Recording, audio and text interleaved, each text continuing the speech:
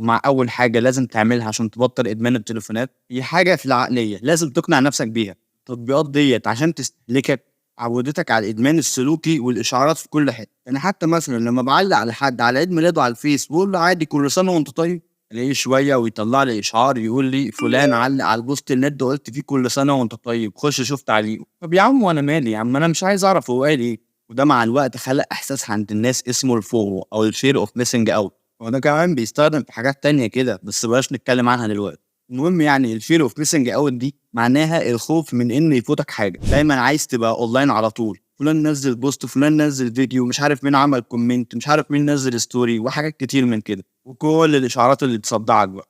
بس انت طبعا ممكن تعمل لي لايك وكومنت عادي يعني مش هصدع منك. هنا بقى لازم تقتنع وتصدق ان انت مفيش حاجة هتفوتك، لازم تمسك نفسك عن الحتة دي. لو قفلت تليفونك ساعة ساعتين مش هيحصل حاجة يعني، ولا العالم هيتدمر فيها.